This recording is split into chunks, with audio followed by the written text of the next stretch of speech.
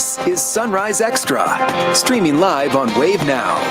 Hey, good morning and happy Tuesday to you. Monday, a rainy one. Yeah, but it's already behind you, so now you're already on Tuesday. That's optimistic. Yes. Yeah, and I'm loving the drier weather that's in our forecast for today. I actually plan to get gas today and not yesterday because I didn't want to deal with the rain doing that. But yeah, what we're dealing with right now, though, is the moisture left over from yesterday's rainfall, causing some lower visibility in some spots. And yeah, we're seeing some of those hazy conditions anywhere from the metro south, but it's for those of you further to the north in portions of Perry County, Du Bois County, north into Jackson and Jennings County that we're seeing visibility dropping all the way down to half a mile, even in some cases lower because that fog is so dense.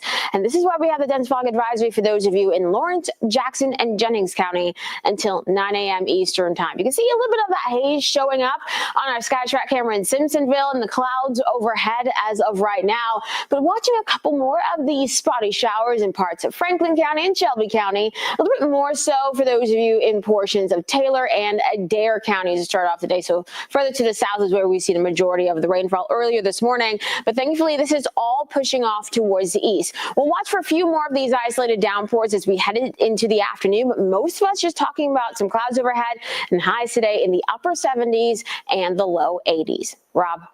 Tawana, sounds good, and things not starting out too bad at just after 7 o'clock on your early Tuesday morning. We're taking a live look. This is 65 in the outer loop. We see a lot more taillights out there, things getting busy, but it does look like things are moving along pretty well. I did notice some puddling and ponding over, especially some of the left lanes coming into work early this morning along 65 northbound into the metro, but otherwise not too bad. So if you come upon those, just give yourself a little extra space and room and make sure to move over if you see any kind of emergency vehicles out there. But so far, looking pretty smooth this morning. We'll keep an eye on it for you. Shannon, over to you. Thanks, Rob. And breaking overnight, a man is dead after police say he was hit while walking on the Watterson Expressway. LMPD says it happened around 10:30 last night between Bells Lane and Duminal Street. Investigators say a driver hit the man as he was walking on the expressway.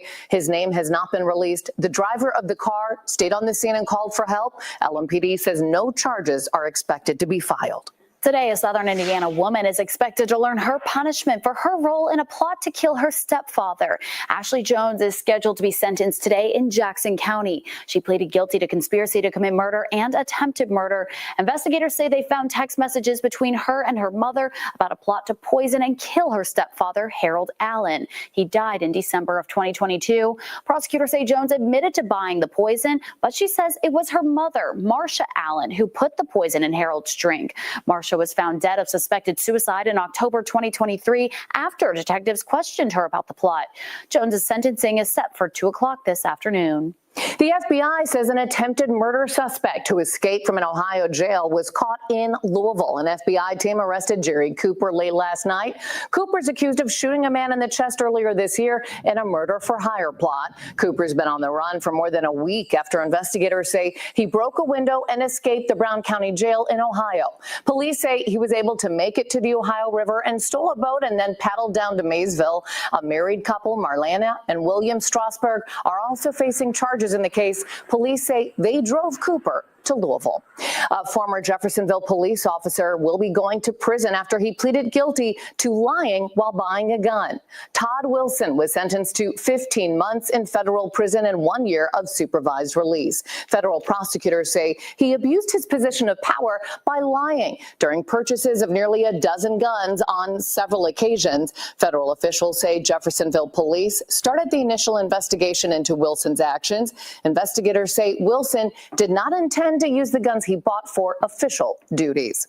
Today, Late Show host Jimmy Kimmel will be back on the air after serving a suspension from ABC. His show, Jimmy Kimmel Live, was indefinitely taken off the air last Wednesday after comments he made about the Charlie Kirk assassination. Kimmel said the alleged shooter was supportive of President Trump's Make America Great Again agenda. The Federal Communications Commission chair threatened to take action against ABC for the comments. Some federal lawmakers have criticized the FCC, calling the threat a violation of the free speech protections and claiming ABC was pressured by the government to suspend Kimmel. An ABC spokesperson says comments were insensitive, but after thoughtful conversations with Kimmel, they reached the decision to bring the show back tonight. The debate over free speech is now on U of L's campus, and that continues to play out there. Monday, Louisville Metro Council's Minority Caucus sent a letter to the University of Louisville with several requests after graphic posters about Kirk's death were put up around campus. We have news reporter Kirsten Foote joining us live from U of L with more. Kirsten? Yes, Shannon, Olivia, good morning to you guys. Those posters made the rounds just days after Charlie Kirk's shooting here on campus. And one of those posters shows a photo of Charlie Kirk at the moment that he gets shot with the words "debate this" written on it. Now, we've blurred out those photos just because of how graphic they are. Another one that made the rounds is a photo of Kirk with red devil horns surrounded by short quotes that he'd said in the past with the words, quote, "he brought this on himself." Now, Minority Caucus says that they condemn the posters that appears to endorse violence and is calling on the university to make sure everyone feels like their voice can be heard and not feel scared to share their opinions. Have great debate, right? The First Amendment's a beautiful thing. I want them all to debate. Stick to the issues, right? Debate the issues, debate the problems. What we need to get away from, both societally and legally, are people engaging in ad hominem personal attacks or anything that veers away from the issues and toward threats or demeaning or the dehumanization of individuals, right? Now, the university, for their part, says that all posters were taken down as soon as administration saw or learned about them. And then the University of Louisville president, Jerry Bradley, also released this statement. He wrote in part, quote, "freedom of speech also comes with responsibility. Words have power. They can inspire, but they can also divide or mislead. The answer is in censorship." He goes on to say that it's more speech grounded in truth, honesty, and respect. Justice Brandeis formulated the counter-speech doctrine, writing that the best remedy to combat harmful speech is more speech, not enforced silence, end quote. And we have the rest of that statement. You can read it on our website at wave3.com. But again, back here on campus, it's not clear who put those posters up. Of course, we'll update you guys as the story continues to develop. Shannon, Olivia, back to you guys. Thank you, Kirsten. Today, Oaks and Derby winning jockey Brian Hernandez Jr. is scheduled to have surgery after suffering a serious injury at Churchill Downs. Hernandez's wife, Jamie, says he has 7 broken ribs, a collapsed lung, and a laceration to his liver after taking a fall during a race Sunday. The surgery this morning is to repair 3 of the broken ribs. Hernandez won both the 150th Kentucky Oaks and Kentucky Derby in 2023. His wife says they are so thankful to everyone for their thoughts and prayers during this time. Keeping up with progress while making tough decisions. That was a message in Bullitt County last night after school board members voted to realign the district. 4 of the 5 Bullitt County school board members voted to move the move they say is based on low enrollment. Wave News reporter Rob Wells is here with a closer look. Rob. Yeah, and Olivia, we've told you about plans to close Nicholas Elementary School. Superintendent Jesse Bacon says about 10 years ago, the school had 179 students, and today that number stands at only 81. Bacon said at a board meeting last night that all schools must have equal capacity across the district. He feels that rebalancing will make sure that every student has as much access to available resources as possible. Even with those outlines, the community was split on if the changes should happen and if Nichols Elementary School should actually finally close. I just want to tell you that I do support keeping the school open, keeping the districts where they're at, and letting you look behind us to all these voters that are here tonight. Right now, our schools are out of balance. Some buildings sit under capacity, driving up per student cost, while others carry a heavier load.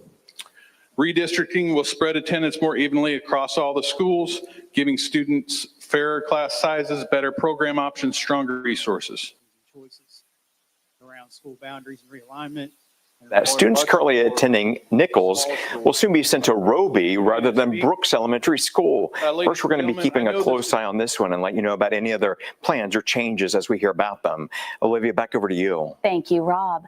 This week, top Kentucky education leaders are meeting in Lexington to discuss ways to improve districts across the state.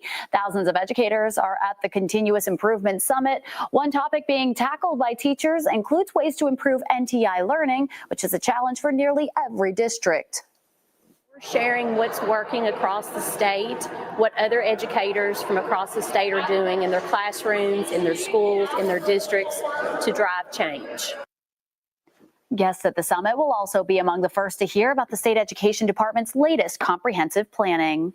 Tonight, the Jeffersonville City Council will have a special meeting and workshop to discuss next year's proposed budget. Mayor Mike Moore is hoping the council will pass a more than $68 million budget plan. It includes 2% raise for all city employees and a $1.7 million investment in River Ridge. The plan also includes reduced spending on the summer concert series and closing the Employee Health Center. Mayor Moore says those adjustments are needed due to recent changes by the state legislature that lowered Indiana property taxes. Tonight's meeting starts at 5. A new provider will soon be in charge of billing when you cross the toll bridges between Kentucky and Indiana. The Joint Board for the Louisville Southern Indiana Ohio River Bridges Project says they're searching for a new reliable provider. They're currently under an agreement with Electronic Transaction Consultants, or ETC, for the RiverLink tolling system. The change comes as RiverLink is dealing with long wait times for service providers because of staffing issues. The customer service experience managed by ETC has not met expectations, and ETC has not been able to achieve the system's acceptance milestone, a critical milestone. Change Order 7 will allow us to terminate the contract with ETC early.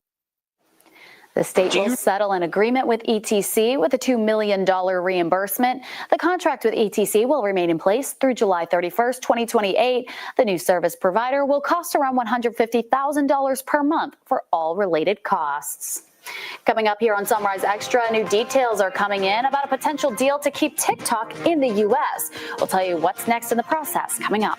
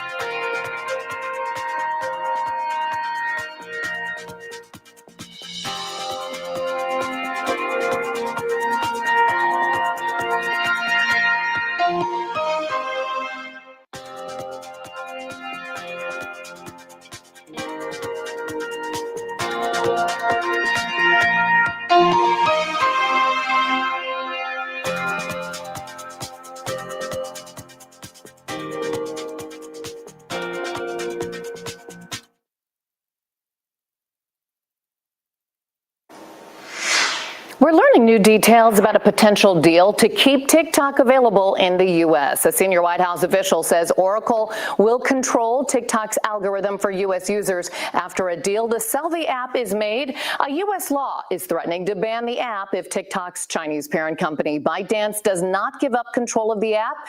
U.S. lawmakers cited national security concerns for the law. If completed, the deal will transfer control of TikTok's U.S. operations to a new joint venture based in the U.S. President Trump and Health and Human Services Secretary Robert F. Kennedy Jr. are claiming Tylenol plays a role in a child developing autism. Their comments focused on the use of acetaminophen, which is the active ingredient in Tylenol. They claim pregnant mothers who use the medications are putting their children at risk of developing autism. That's despite a recent study finding that taking acetaminophen during pregnancy was not tied to autism. The bulk of the scientific literature suggests no causal link between autism and the exposure to acetaminophen in the womb. The maker of Tylenol says in part acetaminophen acetaminophen is the safest pain reliever option for pregnant women.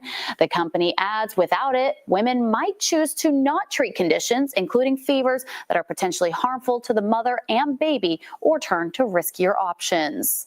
Opening statements are set to begin today in the Federal Trade Commission's trial against Amazon. Jury selection began on Monday. The FTC filed the lawsuit in 2023 under the Biden administration. It accuses Amazon of tricking millions of customers into signing up for its Prime membership program, but making it hard for them to cancel their subscription. Neither Amazon nor the FTC responded to requests for comment. The trial is expected to last about a month.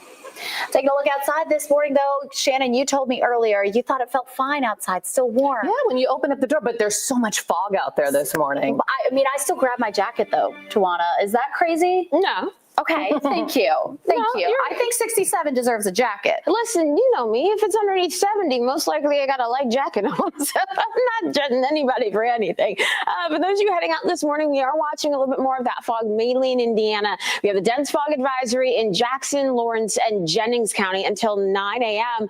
But that dense fog does stretch further to the south, anywhere from portions of Perry County into Orange, Washington, and even Jefferson County in Indiana, seeing some of that lower visibility. A little bit of a haze and mist situation going on for those of you across Kentucky, but the fog certainly not as dense as what we're seeing further to the north. In fact, some of you getting in on a little bit of sunshine, getting through some of those clouds already, including on our SkyTrack camera in Bardstown. Now, as the day goes along, we are going to keep those clouds in our forecast. Yesterday, we saw some areas getting as little as 1/10 of an inch of rain. Some portions of Clark, Oldham, Trimble, and Carroll counties saw up to 5 inches of rainfall just yesterday. Now things are a lot quieter on the radar. We are dealing with a few spotty showers here and there, still holding on in portions of Franklin County, a little bit more so for those of you in portions of Adair County, but an isolated downpour south of Hodgenville in LaRue County, and a few spotty showers in Taylor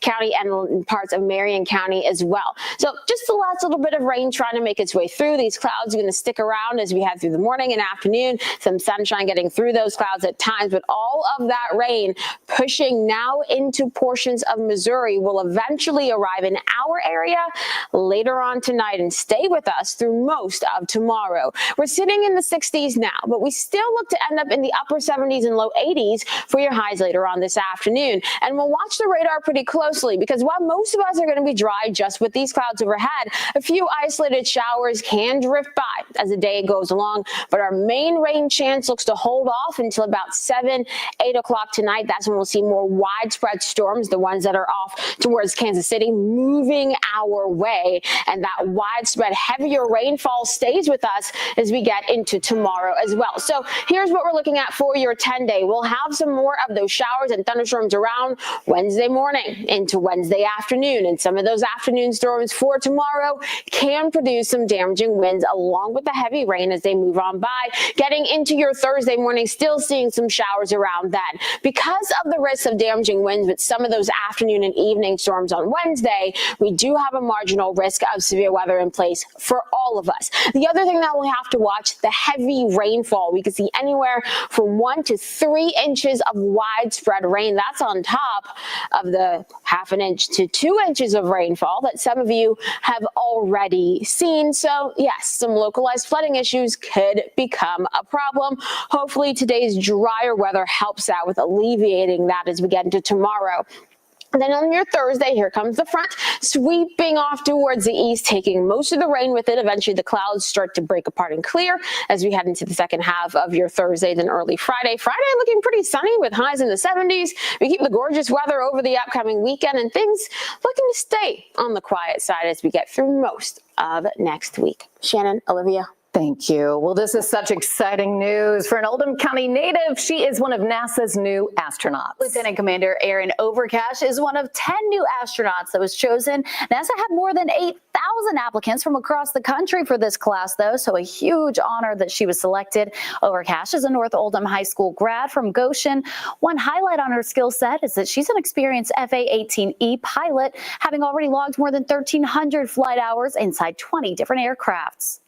I ended up submitting my application to NASA kind of on a whim, you know, like everyone who's a test pilot in the military or otherwise. applies to be an astronaut. I got the call in July, and it's a really hard secret to keep.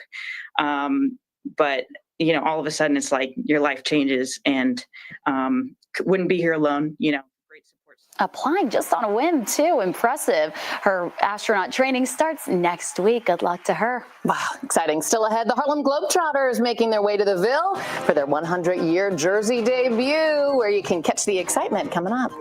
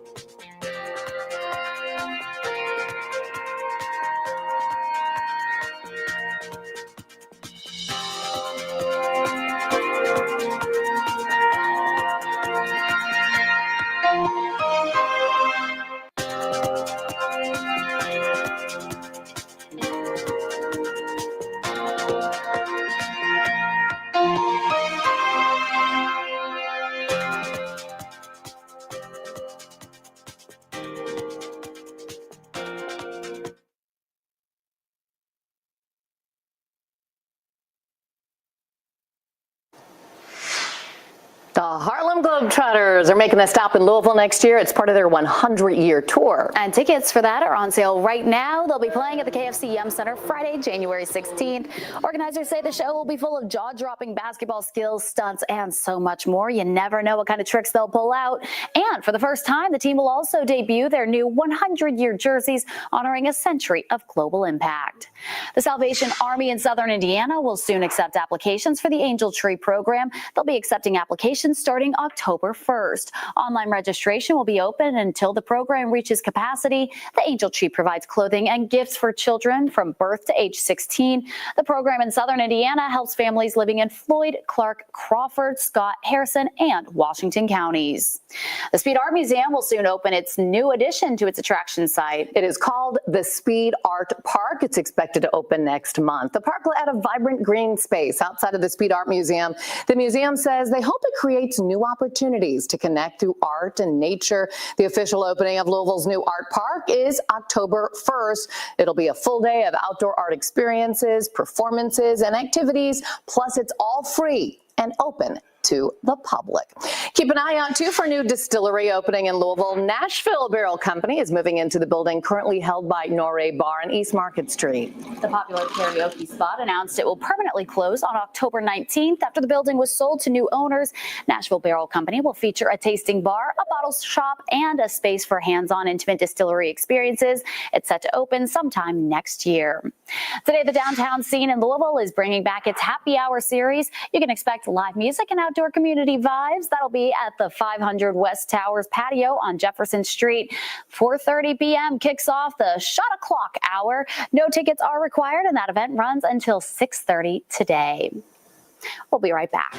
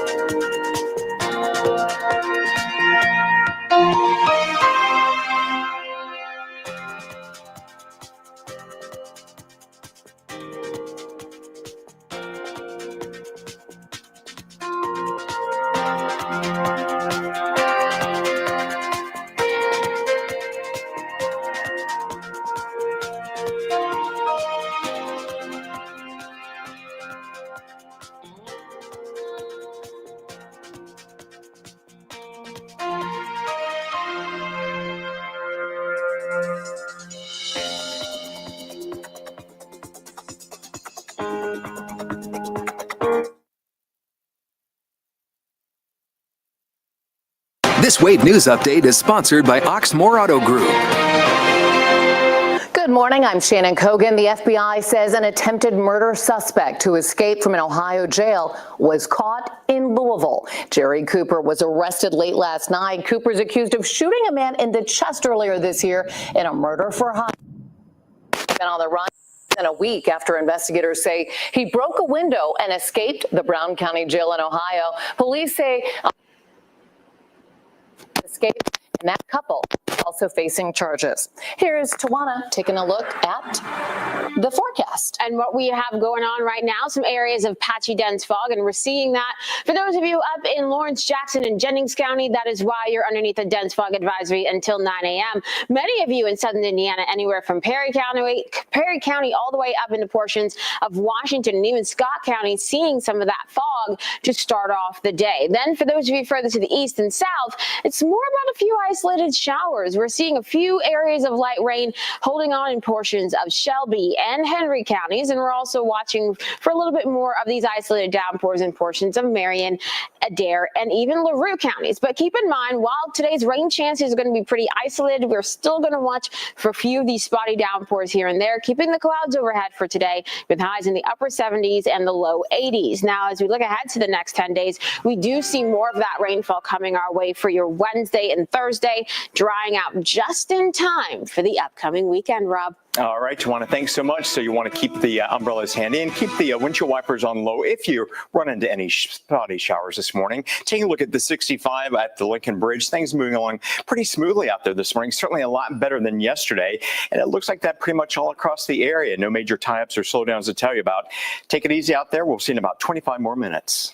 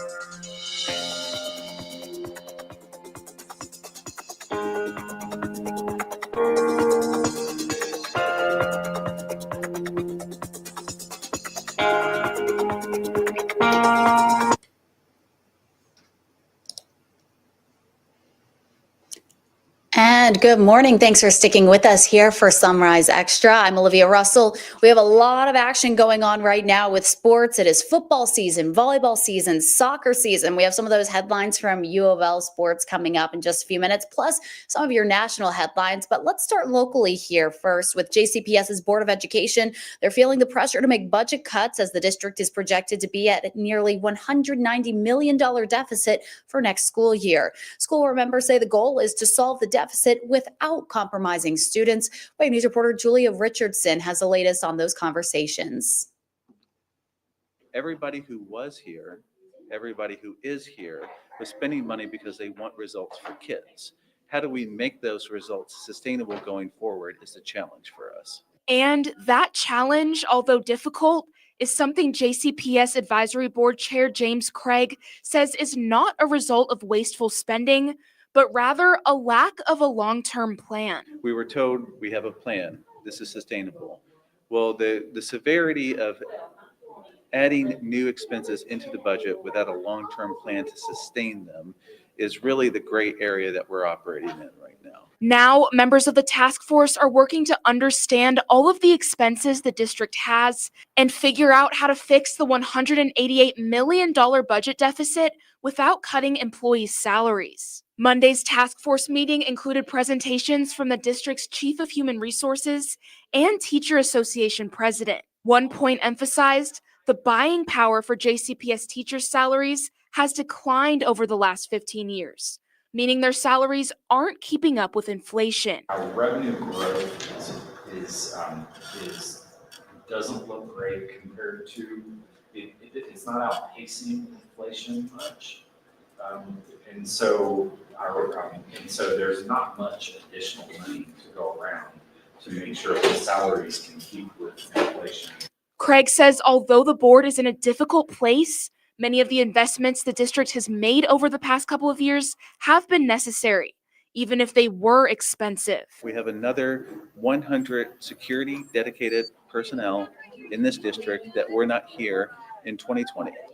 But the district is a safer place today than it was then. We have mental health practitioners in every one of our schools now, but our kids are healthier today with those mental health practitioners than they were then. The Revenue Advisory Task Force will meet again on October 6th to go over the district's spending operations. Members will be working from now until January to figure out what budget cuts to make. A permit allowing the demolition of the damaged Givaudan plant is expected to be issued soon.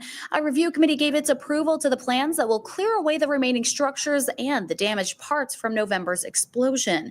Once the permit is issued, demolition will take about 40 days.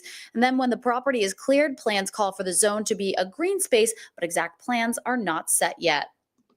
Not necessarily a park, although I did hear some of that. Open space. I heard a memorial to the people who died during the event, and then we talked about some different kinds of mixed-use development that might include some housing and some open space, but also some commercial development as well. The explosion killed 2 employees and injured 11 more. An investigation determined the explosion was caused when a cooking vessel containing a caramel coloring failed. In January, the company confirmed it would not be rebuilding the facility at the original Clifton site. To keep impacts on the community to a minimum during demolition, there will be air monitoring and streets will be cleaned as necessary. Amanda's now suing LMPD after he spent months in jail for a crime his lawyers say he didn't commit. Michael Anderson was arrested last year in front of his kids the day before Christmas. His attorney says a warrant claimed he shot at a woman in a domestic violence incident. That shooting was even caught on camera. But the victim in that case told police the man named Michael Anderson shot at her. The big problem here is that attorney Sarah Collins says LMPD arrested the wrong Michael Anderson. Collins says the department needs to answer for what happened. I would like them to be accountable to the extent that they analyze the situation and say, what could have we done better? What was our part in this? And not just focus on the detective's mistake. There are a lot of layers to this case that our investigative team is still working to uncover. The troubleshooters will have much more on the story later this week right here on Wave. Well, thieves are targeting trains and trucks across the country, sometimes with violent showdowns involving drivers and conductors. Senior national investigative reporter Josie Sturman discovered there's little being done federally to piece together the crimes. Setting off sparks, grinding locks to gain access to trains, and slashing brakes, risking derailments. It's organized crime at the highest. Rail bandits ready for battle, armed with assault weapons. When you see something that brazen, how do you react to it? Well, I think it's terrifying, and it's greatly concerning. These are sophisticated, high-stakes cargo thefts, disrupting rail and putting lives at risk. It is an economic issue. It is a supply chain issue. But this is a human issue, too. And it's not just a problem for rail. Organized multinational crime rings are also targeting commercial trucking. Police department, if anybody's inside, let us know. Our national investigative team filed records requests across the country, obtaining police body camera footage, photographs, incident reports, and court files from cargo thefts involving trucks and trains. Well, they took almost everything. Yeah.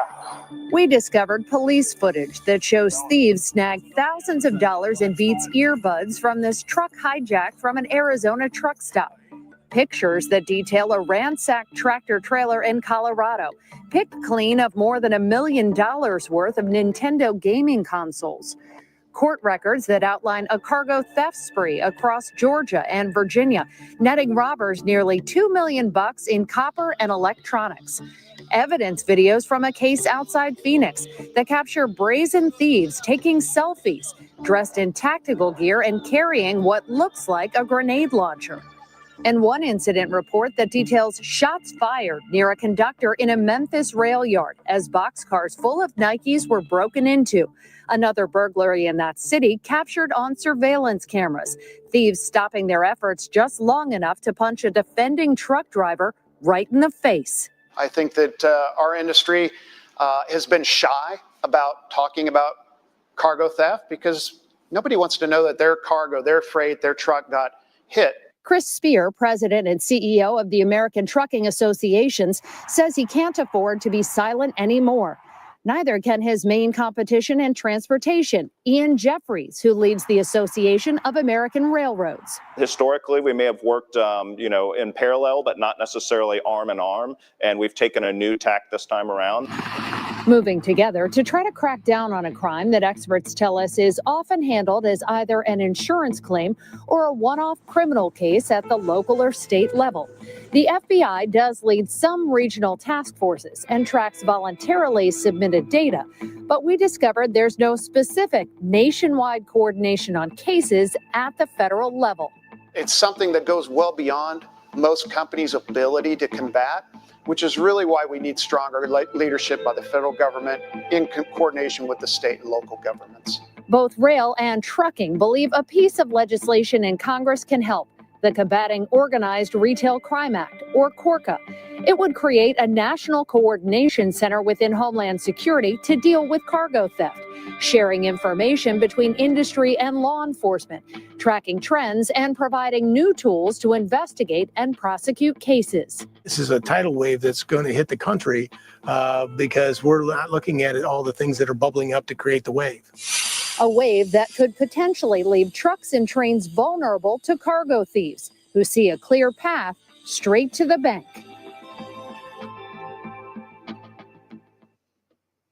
According to FBI data, last year alone, there were nearly 6,000 commercial cargo theft incidents across the country, with property valued at more than $150 million.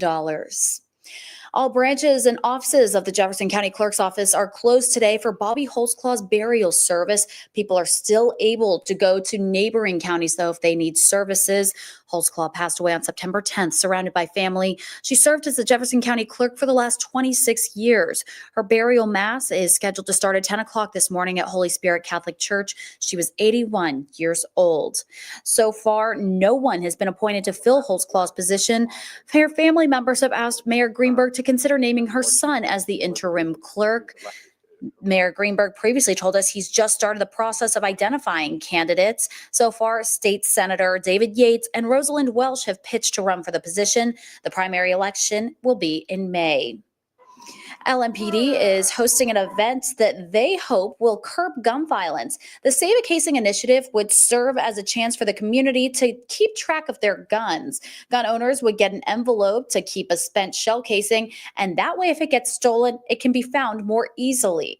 More information about how the program works is expected to be released sometime later this morning. Well, after 2 busy weekends full of live music here in Louisville, we're learning already about next year's Louder Than Life and Bourbon and Beyond. And we've learned that the two events are actually swapping weekends in 2026. Next year, Louder Than Life will be happening first. That'll be September 17th to the 20th. And next year's headliner was announced on Friday. That's a big one. It's My Chemical Romance. Sure, a lot of people already marking their calendars for that. Then Bourbon and Beyond will be happening that following week. That'll be September 24th to the 27th. We're expected to learn about attendance at both festivals this year later today. And I can tell you, it was a blast out there for everyone who was out there. I was able to swing by a little bit, had a lot of fun. Already looking forward to next year. We're going to take a quick break. We'll be right back with more national headlines right after this.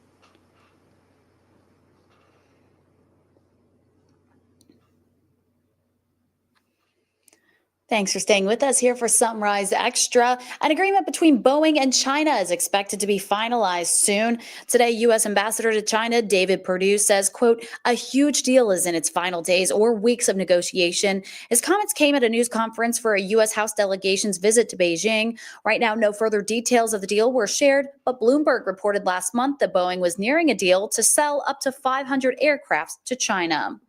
A new recommendation from federal lawmakers is trying to keep experienced pilots in the cockpit for a longer period of time.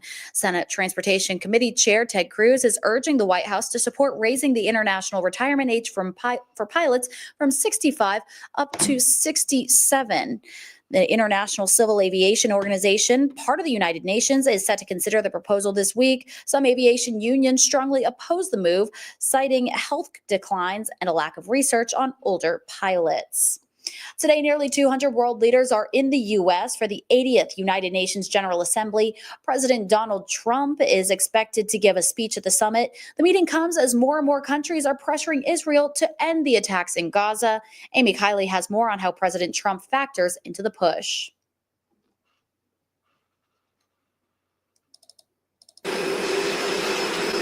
President Donald Trump is in New York to address the UN General Assembly. The White House says he'll tout U.S. strength and what he considers his personal accomplishments. He will articulate his straightforward and constructive vision for the world. Many are waiting to hear what, if anything, Trump says about Gaza. Roughly 80% of UN members now back Palestinian statehood after several recognized it this week. We need to give the Palestinians hope for the future and also make sure that the Israelis can live in peace. What we saw here at the UN, it's actually supporting Hamas. It doesn't support ending of the war. Recognizing a Palestinian state is largely symbolic without the U.S., and the Trump administration is not pushing for that statehood. In fact, it's barring Palestinian leaders from the General Assembly by denying them visas. I call upon Israel to immediately sit on the negotiating table to put an end to this bloodshed. The State Department rejects a recent UN conference on a two-state solution. As for Trump himself, here he is in July, deferring to the Israeli Prime Minister on the topic. I don't know. I'd ask Bibi that question. You have the greatest man in the world to answer that age-old question, two-state. I'm Amy Kiley reporting. The organization, founded by conservative activist Charlie Kirk, is moving forward with events on college campuses. The first event since Kirk's assassination was held at the University of Minnesota last night. Kirk was scheduled to host the Turning Point USA debate series at the school before he was shot and killed at Utah Valley University earlier this month. A group of Republican lawmakers and other conservative activists are now hosting the tour. That tour includes a total of 11 campus dates over the next 2 months. Looking ahead to the week, President Donald Trump is expected to meet with Democratic congressional leaders to try and prevent a government shutdown. Senate Minority Leader Chuck Schumer and House Minority Leader Hakeem Jeffries could meet with the president on Thursday. The Democratic leaders say they have had no negotiations with congressional Republicans to avoid a shutdown. President Trump said he's open to meeting with Schumer and Jeffries, but he does not believe the talks will have any impact on passing a government funding bill. We'll be right back.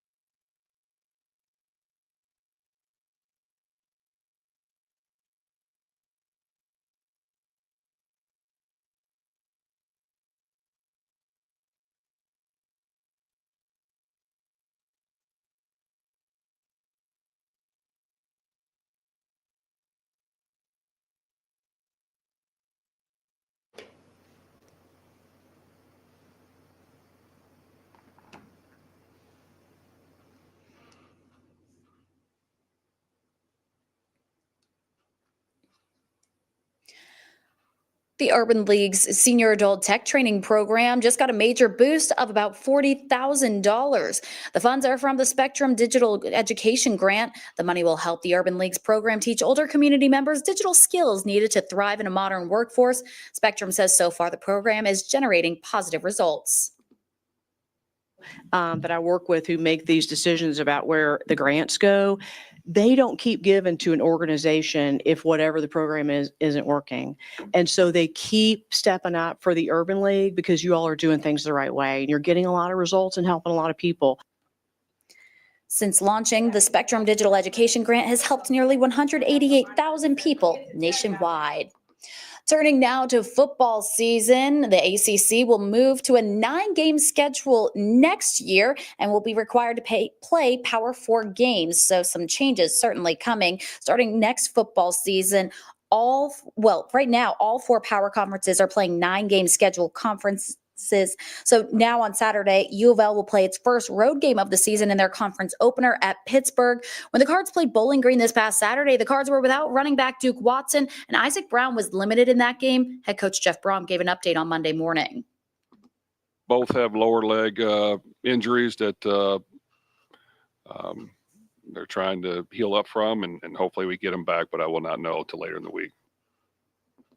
The Cards take on Pittsburgh this Saturday on the 27th, and you can catch that game on ESPN2. Kickoff is set for noon. Switching now to UK football. After bye week, the Cats are back in action this Saturday on the road at South Carolina. After getting the start in the last outing against Eastern Michigan 2 weeks ago, Cutter Boley will play a night game in Columbia. As I mentioned, going on the road in the SEC is difficult. We know playing at South Carolina, William Bryce, I mean, that place is incredible. What a great atmosphere. It's always a real challenge. And UK takes on South Carolina this Saturday at 7:45. You can catch that game on the SEC network. But we know it's football season. It's also volleyball season, and we have a lot of great volleyball programs here in the Commonwealth. U of L volleyball back in the win column after a big win in last night's match. The Cards hosted Western Kentucky University at the KFC Yum Center.